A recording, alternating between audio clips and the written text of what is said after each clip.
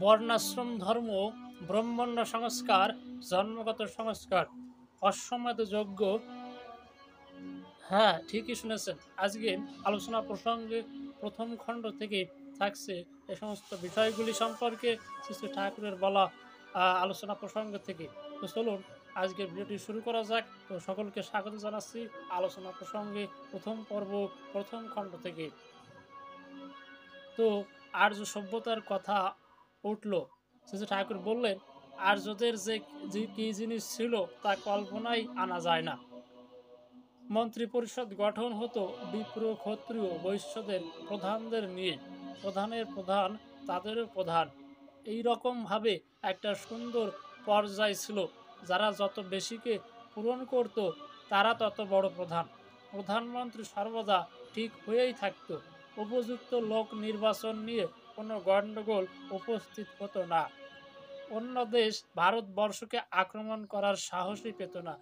সব যাত্রা দারুণ সংহত থাকত। অনুলোম বিয়ে থাকার দরুন সারা যাত্রা যেন দানা বেঁধে থাকত। আর এতে ক্রম উন্নতির সুবিধা হতো।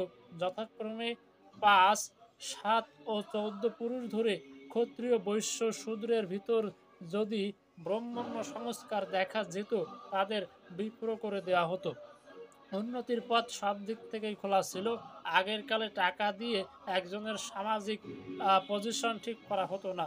কারো হয়তো 50 লাখ টাকা আছে, কিন্তু কেউ হয়তো 5 টাকায় সংসার চালাচ্ছে, অথচ সহজাত সংস্কার বড়, সেই বড় বলে গণ্য হতো। সংস্কার, অভ্যাস, ব্যবহার ও কর্ম এইগুলিই ছিল মাপকাঠি।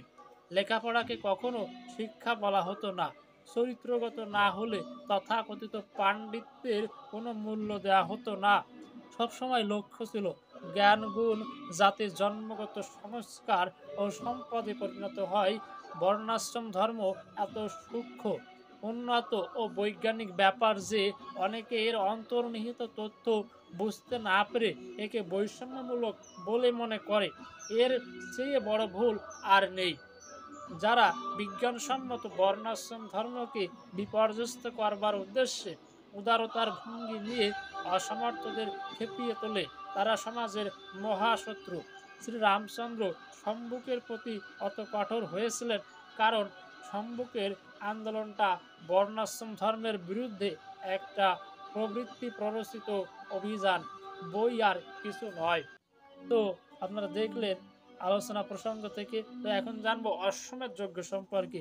তো অশ্বমেধ যজ্ঞের কথা উঠতে বললেন, যজ্ঞে বহু লোক একত্রে সমবেত হতো, তাই ঘি পোড়ানো হতো, আবহাওয়াটা পরিশোধিত হয়ে যেত। তা স্বাস্থ্যের পক্ষে খুব ভালো। ওই জিনিস আঘ্রাণ করলে আয়ু বেড়ে যেত। যজ্ঞে হোতা, উদ্গাতা, ব্রহ্মা ইত্যাদি থাকতো। ওটা কতকটা প্রদর্শনের মতো। উদ্গাতারা স্লোগান গেয়ে বেড়াতো, তা লোকের মনে গেঁথে যেত। নীতিগুলি স্লোগানের আকারে জনসাধারণের কানে বারবার না ঢোকালে তারা তা গ্রহণ করতে পারে না। এক দাদা বিদায় নিতে এসেছিলেন, তিনি চলে যাবেন, তাকে স্বস্থানের 5টি বিধি নিখুঁতভাবে পালন করতে বলে দিলেন শ্রী ঠাকুর। সেই সঙ্গে আরো বললেন, স্বস্থানী পালা মানে যুগপৎ 5টি নীতি সক্রিয়ভাবে মেনে চলা, তাতে উন্নতি অনিবার্য হয়ে ওঠে। উক্ত দাদা চলে যাবার পর পূর্ব প্রসঙ্গ ধরে শ্রী ঠাকুর বললেন, আমার মনে হয় অশ্বমেধ যজ্ঞে অশ্বকে বলি দেওয়া হতো না, বরং ঐক্য মিলনের প্রতীকরূপে অশ্বকে পালন ও পোষণ করা হতো। মেদ ধাতুর অর্থ মিলিত হওয়া। অশ্বকে সমাদর করে অশ্বপ্রেরক রাজার প্রভুত্ব যথোচিত সম্মানের সহিত স্বীকার করত।